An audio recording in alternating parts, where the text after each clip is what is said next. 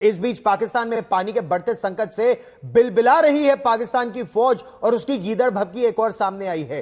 पाकिस्तान की फौज दरअसल अब हाफिज सईद की भाषा बोल रही है, या यूं बताए कि पाकिस्तान में क्या फौज क्या हाफिज सईद, किसी में अंतर अब रहा नहीं है।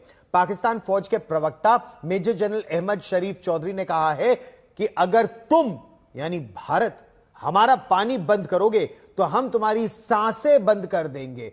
ऐसा ही बयान, बिल्कुल ऐसा ही बयान, हूबहू यही बयान पाकिस्तान का पाला हुआ अंतरराष्ट्रीय आतंकी, एक UN designated global terrorist Hafiz Saeed इससे पहले दे चुका है, और यही गीदड़ भभकी पाकिस्तान की फौज दे रही है। दरअसल भारत ने पहलगाम में हुए आतंकी हमले के बाद पाकिस्तान के साथ जो सिंधु जल संधि है उसे स्थगित कर दिया है, और देखिए उसको निरस्त नहीं किया है, उसको केवल स्थगित किया है। It is being held in abeyance, it has not been cancelled. दरअसल कुछ ही समय में धान की बुआई होनी है। भारत अपनी नदियों पर बने बांध से जो इन बांधों में सफाई की आवश्यकता है वो डीसिल्टिंग का काम करा रहा है। हम आपको उसकी तस्वीरें भी दिखाएंगे और उसका क्या असर पड़ रहा है पाकिस्तान में वो भी दिखाएंगे।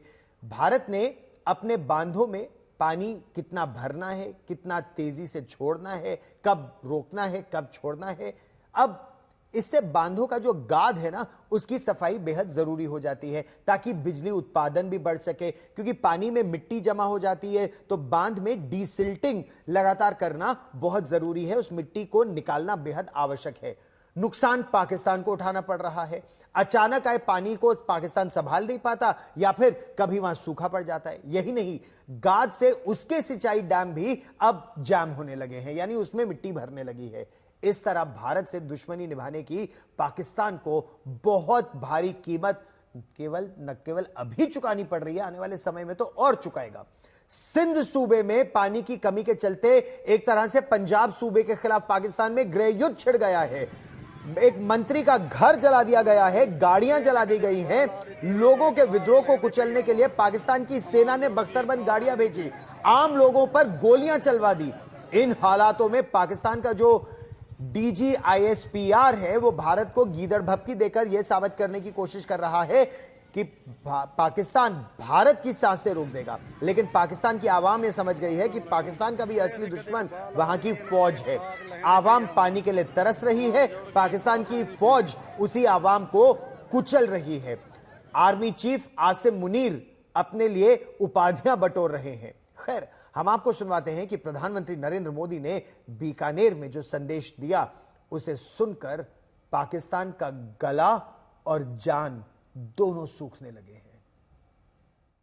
पाकिस्तान को भारत के हक का पानी नहीं मिलेगा। भारतीयों के खून से खेलना पाकिस्तान को महंगा पड़ेगा।